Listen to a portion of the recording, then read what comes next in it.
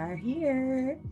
Hi, my name is Gina Sedman, and this is NDME TV Live. And I have with me an amazing filmmaker. His name is Jeff Davis. That is JF Davis. Let me get this right. And we're here to talk about all things film. So we're going to get into this, but before we get into it anymore, I want to introduce this wonderful man to you and let him tell you a little bit about your background, how you got started in the film industry, all of that fun stuff. Let's get down to the foundation. Let's strip it all the way down bare. Sure. Tell me about your beginning. My beginnings are very different than most filmmakers. I'm from a little town in Maine, state of Maine, and I had never really thought much about leaving or getting into the movies or film or theater or anything. I guess I was around 24, 25, and someone suggested that I take this acting class, an old girlfriend or something. So I took it and I did a play and I kind of liked it. And within the next 2 years, I was headed for Los Angeles, said I'm going to be an actor. I just sold everything. I owned a fitness store. I sold fitness equipment out and worked at my store, and I sold everything and flew to LA. I stopped in Arizona on the way and visited my dad. He was living there. I bought a car and a set of golf clubs and drove the rest of the way. And yeah, I just dove right in. I had never really had no background, no training. I just decided that's what I was going to do. And I've been acting for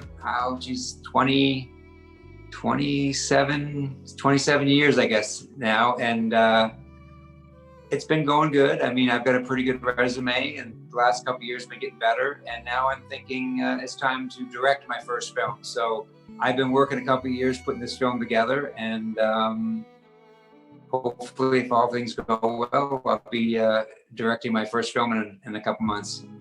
All right. Okay. So, your story kind of reminds me of that one that, when we go down to Hollywood and we see some of those people and they're just like out there playing the guitar, or they're just like walking around talking to themselves. And then like you're usually bringing like a family member with you or a friend that's coming from out of town. And you say, yeah, a lot of these people down here in Hollywood are those ones that came from another state or another country to, Right. become Hollywood film stars, and they just didn't make it. They gave up everything they had. And, but your story kind of reminds me of just that person taking the step of faith, but you actually did, were able to get in this business and land some roles. So let's talk about how you first, when you came out here and you started auditioning, I'm sure getting into some roles. Tell me about your first experience in auditioning for your, the first role that you were on. How was that experience for you? It was, I had been a businessman. I was 28 when I got here. So, I treated it as a business. So it wasn't like scary, or it wasn't like, it was new, but it wasn't, it was a business, and I decided I was going to do it. I wasn't going to quit. So I went into it with that attitude. And I remember meeting a few people early on that introduced me to an acting coach and this and that. And I tried it. And, I heard people talking about, oh, I'm not ready for that. I'm not ready. Not me, but they were saying, they've been studying for years and weren't ready to be on. I'm like, how do you, what do you mean you're not ready? You learn by doing, Yes. You learn, you're not auditioning or acting. And I realized that I had to do some background work just to get on set. I had to do student films, no budget, anything I could do just to get experience, because I didn't have any. Mm-hmm. And it turned out, I was looking through everything, Backstage West and all these things back then. And I found a film that was auditioning up in Santa Maria, which is about 3 hours north of LA. Mm-hmm. And I drove up for an audition. And they called me back 2 weeks later. I drove all the way up there for a callback. And that's how bad I wanted it. To me, that was just normal. And then I ended up booking this little lead role. I'd been here 3 months, I think. I booked this little lead role in a little vampire. It was a hillbilly, kind of like True Blood, kind of. Way back then, but this was 25, 26 years ago. It was called There's No Such Thing as a Vampire. And Okay. I was a writer who had kind of had a block and went off to find myself and ended up getting kidnapped by these vampires. Oh man, scary. But it never got finished. But I learned the people that were doing the film were like student filmmakers up in Santa Maria, to a little college up there, and they had a real good makeup guy who made fangs, and they had a guy who made breakaway chairs, and he made squibs. I mean, I think I had a scene where I was walking down this stairwell, and I had like 14 squibs on me as they were at the end of the movie. They were shooting me, and it was so bad that a couple of the wires pulled apart as they were going off, and it burned my stomach.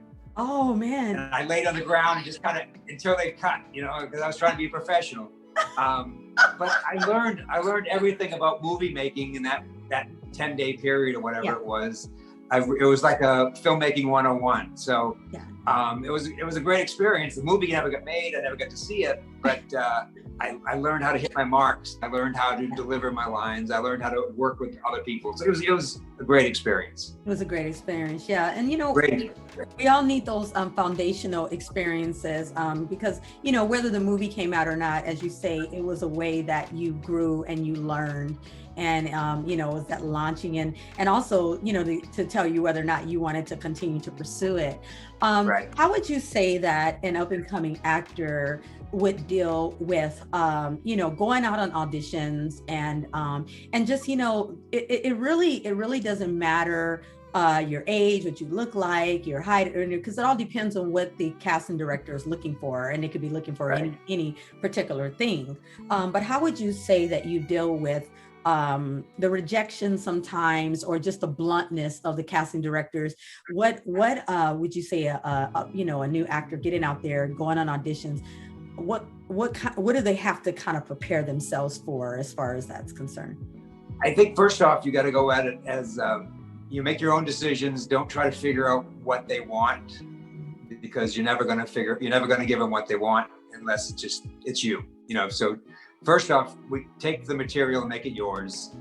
Once you get into the room, it's your room. There's no such thing as rejection in this business. That's the way I've always looked at it. I go on an audition, I do the best I can. I leave it all on the floor there, and when I leave, I kind of forget about it. That way I don't go home and worry about it. I don't contemplate, so if you get the call for the callback, or you get the call for the booking, that's great. But as an actor, I think too many actors, they go into it and they're like, oh, I gotta have this. This is a big, and first off, you don't audition well when you're in that state of mind. Yes. Second off, you spend the next week, driving yourself crazy and pulling your hair out.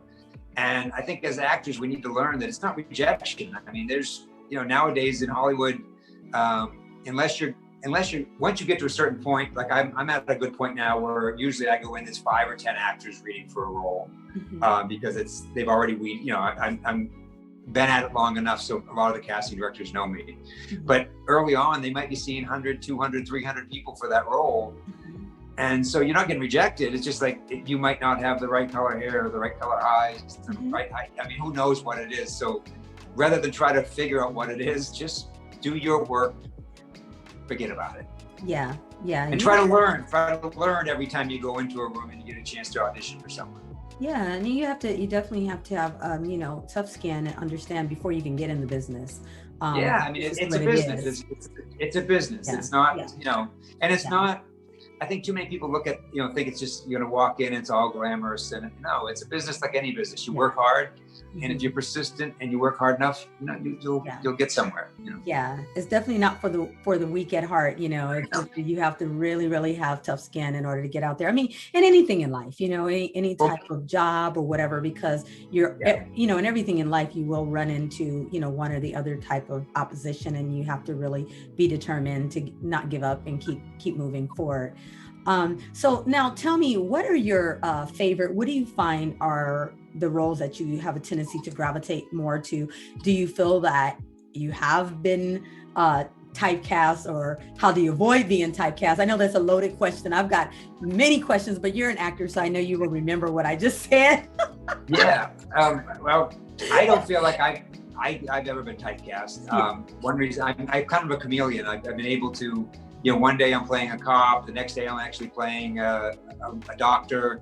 I've gotten work with a beard.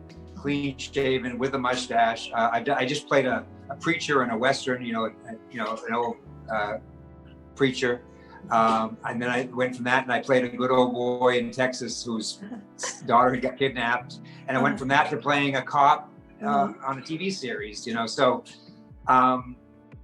it's just, you go out every time, learn from it. And, typecast, I don't understand how people get typecast. I mean, some people just do have a certain look. I mean, I have friends that, they play cops. It's all they can play is a cop, Yeah. And I'm lucky enough so that my face is a little generic. Yeah. And by shaving or going, it changes, change the hair. It changes the look completely. So, you have this canvas. You have this canvas. It's like paint on me. That's it. And I try to embrace that and I send up, I audition for, from a crazed killer to, a grieving father to a lawyer, doctor, cops, detectives, FBI, criminal on the run. I mean, I've done a little bit of everything and I love all of it. So. What are some of the movies that you have been in? Can you mention some of the movies that you've done for our audience? Yeah, I mean, American Assassin. I played a CIA operative in that, small part, but it was a big movie. So my first movie was a small part in the opening of Wes Craven's New Nightmare. So I started in horror. I played an Army tech sergeant in Wind Talkers with Nick Cage. So those are some of the bigger movies. TV wise, that's where I've really been able to hit home in the last few years. I've done a lot. I mean, I've done, I just did an episode of Good Trouble, just finished that. Last year I did SWAT. I did 13 Reasons Why. I've done Grey's Anatomy, Station 19, Private Practice. So I've been lucky enough to work in a lot of different shows over the years. West Wing, The Pretender. I mean, a lot of big name shows. So I've had a really good career, and I'm happy with where I'm at, and I'm looking forward to now moving a little bit to the next step. Yeah, definitely. So basically, if anyone out there has seen any movie that exists on the face of the earth, Jeff was in it. Basically, I hope so. You say, there's Jeff. I actually, a lot of the TV shows, though, I get killed, so I died a lot on TV. Oh no. No, you know what? I think the all-time, in my opinion, the all-time best death scene was when. Let me ask you something real quick. Does that sound too loud? My gardeners just showed up. Can you hear? Is it okay? No, I don't hear it at all.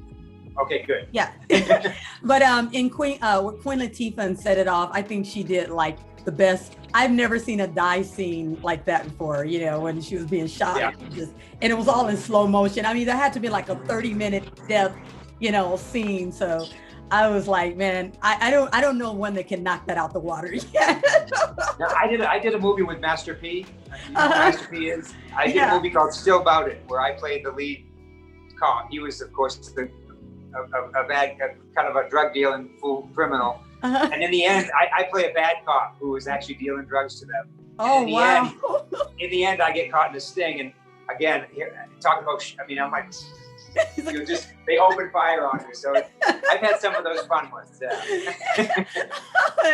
Okay, so we're gonna let's move towards what you're doing today. We have about a few minutes left, so let's talk about a little bit. You're now doing your own films, and you got your experience and your foundation being an amazing actor in a lot of different feature films, so you can get a handle on what these actors have to experience to understand their shoes. And so tell me, what aspect of filmmaking are you doing? Are you directing, producing? Are you doing it all? Are you on the camera? I'm actually writer? I've got a little horror film called The Demons Within that I'm going to be producing, directing, and acting in. Okay. And hopefully we're going to start shooting end of July, early August if all goes well. We're still putting everything together right now. Finalizing the cast and finding the locations and putting it all together. So I've been trying to produce something for a few years now, and the hardest part is raising money, of course, and the next hardest part is organizing everything, which as an actor, you used to just worry about getting to set and doing your thing, but now that I have to coordinate everything, and it's a good experience. I'm learning a lot. Yeah. From making my own business proposal to talking to cameramen to talking to actors. So it's coming together. Now tell me about this film, because I thought it was kind of interesting when you're saying, about a girl and this phone thing. So I can hear the lawnmower just a little bit loud now, but just kind of come up a little bit closer, and that way maybe if you pull your mic a little bit closer, I can hear you. Okay. Yeah. It's the film is about. Can you hear me? Yeah. Can you hear me? Yeah. I wish I could go in the other. That's okay. I think you need one of those shotgun microphones. I know. I've got one, but when I plug it in on Zoom, I've got one through my phone, but when I plug it in on Zoom, it goes to headphones. It reads it as a headphones. Yeah. I just got this Blue Yeti, so I'm trying to. I don't know how good it sounds, but if it's everything that they said it is, then I'm happy. He's right next to me now. Oh, there he goes. Okay, that's better. Anyway, so the film is about a troubled teenage girl. She's kind of her parents are both doctors. They're gone all the time. She's home alone a lot. She communicates through text with them, with her boyfriend. Look, every kid does today. And she's kind of depressed. She's a cutter. She sits in her closet in the morning before she goes to school, and she cuts herself, and she bleeds, and she hears voices and such. So she ends up going to this therapist, this kind of a psychic therapist type, spiritualist, I guess you'd call it. And while she's there, she gets freaked out because the woman kind of has demon eyes, and she starts running down the hall of this old building, and you see these demons following her down the hall. She drops her phone as she's running away, and you see them go into the phone. Oh, so boy. From that moment on, her phone is possessed, so to speak, and it starts messing with her by sending her messages that she doesn't know where they're coming from, and it kind of pits her against her parents, against her boyfriend, and all these different texts keep coming in, and she thinks it's this one or that one. And eventually she's in school one day, and she goes into the bathroom, and she hears the demons or whatever, and she throws her phone and it hits the mirror, and the mirror crumbles. The phone rings, she picks it up, and it just, and the demons from that point go into her, and they're like, kill her. And so from then on, she's possessed. So the voices start coming from her instead of around her. So they all. And then the rest becomes the possession and the exorcism, but getting it out. Yeah. So they, the film has, because there's a lot of young people, in a way it kind of shines a lot on a lot of young people are being left to themselves to raise themselves anyway at home, and they've turned to either, video games or their cell phones all the time, and they become so into that, and the material that's coming through these games and a lot of stuff. I've heard a lot of times they say that when kids are spending so many hours on playing video games or on the phone, how it can really cause kids to become very rebellious, and it just changes. It's something coming through the airways that they kind of say that kind of gets into the psyche, or if they see so much killing or all this kind of stuff, eventually these kids start kind of taking this stuff in. And so with your movie, I see it kind of almost like a deeper thing, even though it's like a a fictitious type of horror movie, but in a way it has a lot of truth in our society today, and how a lot of our social media, a lot of our things our young people are watching and looking at, how it is altering their personality and causing them to go out and commit crimes and different things, in a sense being becoming demon possessed by stuff that they watch or they see. So to me it has a lot of comparison. Absolutely. But it's showing it visually, but it's almost like something that actually really happens in people's lives, when they allow those things to influence them and infiltrate their whole psyche of who they are. Yeah. And that's kind of a play on that, and I mean, it's true. Kids today, I mean, everyone, the phone is here, or actually, they don't even talk on the phone. They just text. Yeah, exactly. Yeah, and it gets into the heads and the games and everything. Yeah, and sometimes you don't even recognize them. You're like, "Who are you?" It's like they just change. You're like, "Give me this PlayStation." Yeah. You're like, what do you? It's crazy, but definitely, I can definitely see the comparison in that, and that's something I think.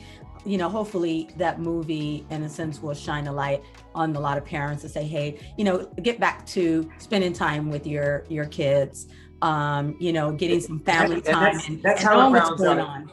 Yeah. Well, in the end, it ends up bringing them back together and making them a tighter family. So we do wrap it up that way. Yeah. Good. Well, I think that's a good thing. So we're gonna wrap this up, but what I want to do, I like to always try to talk about. Okay, first of all, let's talk about when are you planning on doing the production, and when you do, where can people be able to see this film? Do you have a website that people can go and follow you, or social media? So tell everyone about where they can do that, and we definitely will put links below as well. Well, right now, you can follow me, JF Davis Actor, anywhere. Anything you look up, if you punch in JF Davis Actor, it's my Instagram, my Twitter, everything. The movie is Demon Within 1 on Instagram, or The Demons Within on Facebook. Those right now. I do have a website, but I'm still working on putting the movie information up there. But we hope to shoot in the end of July, early August. As far as where it's going to be, it just depends on. We're going to take it to festivals first, of course, and try to get some buzz. With horror movies, buzz is more important, I think, than any other movie. So if we can get it to some good festivals and get some buzz going, hopefully we can actually get it on a big screen. But if not, we'll be happy to. There's so many streaming platforms nowadays. We'll find a home for it, but it won't be for another. So probably not this Halloween, but the following Halloween is what I'm going to shoot for releasing it. So 2022. All right. And I'm sure we'll be seeing much more, much more from you in the future. We'll look for that name, Jeff Davis, because, when you go get your Oscar, of course, I definitely would like to have an invitation, please. So, and so, hey, basically wrapping this up, parents, if you don't want your kids to be demon possessed by the phone, then spend time with them. Top two. Is there anything before we close that you want to say to up and coming actors or filmmakers to bring inspiration or encourage them, especially in this time, of transition in our world? Or basically, if you want it, if you really want it, then persistence, patience, and hard work. It's not something that's going to happen. It's not an easy thing. Whether you're an actor, a director, a producer, anything in the entertainment industry, it's like any business. You work your way up. You don't just walk into town and become a superstar. And it's not glamorous. It might be when you're Brad Pitt, but along the way, it's work. It's work, and you have to really love it, or it's not worth it. That's all I can say. Yeah. Well said. Well, thank you so much. We are so looking forward to it, and we definitely will check out some of your other movies so we can see you doing your thing in there. And I'm sure that we will be entertained by all of the things that you're about to do in the future. Check Jeff Davis out. We thank you very much for joining us on NDME TV Live. Look at me. And you have a wonderful, wonderful rest of your day. God bless you, and thank you again. Thank you. All right. Take care now. Okay, bye-bye. Bye.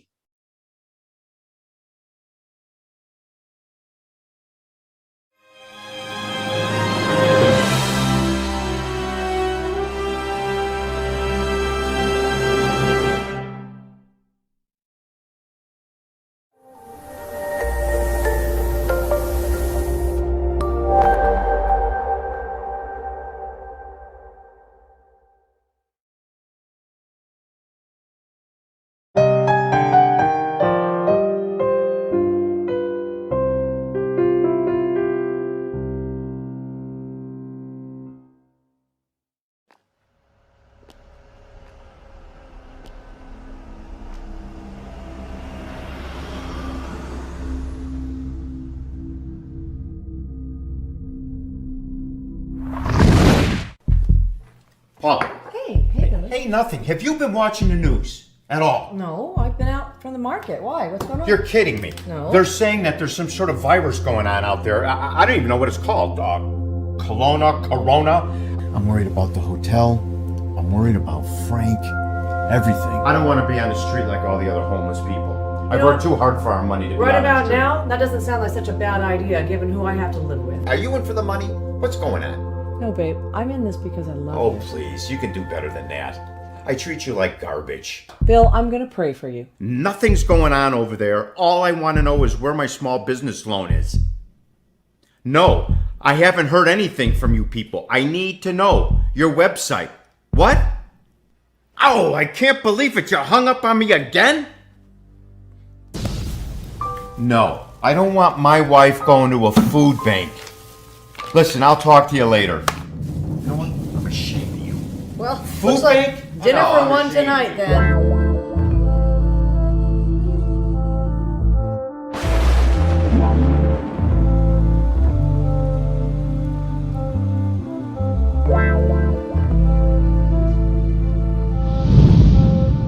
Frank, so question for you. A friend of mine,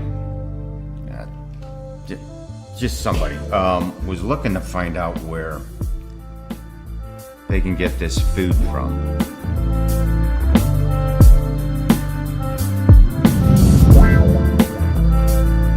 Gina Carey Films, in association with GNA Universal Media, Billy Jones, starring Marcus Lantero and Carol Latham, will be available online on August 12th.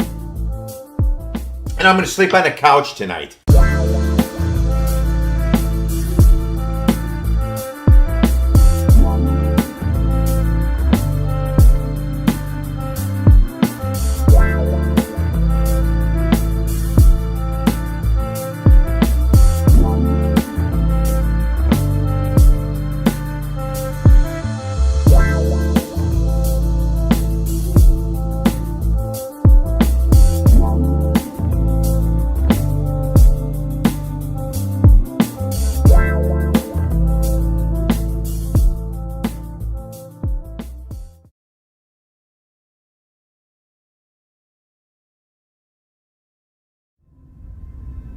I was just kind of wondering about the World Comedy Tour.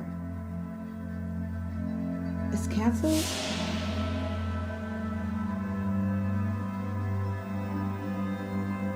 Look at him with that white coat. He ain't finna worry me. It's Easter. How weird is this? Who going to the gym? No, I ain't going to the gym. I'm about to sit here and binge watch NDME TV. I can't deal with this pandemic. The shock of losing it all hit me like a ton of bricks. I told Junior, I said when you go around Grandpa, make sure you wear a mask. It's very important. 3, 2, 1. Happy New Year! This is Maylene, and this is my 2020 year. You can do this.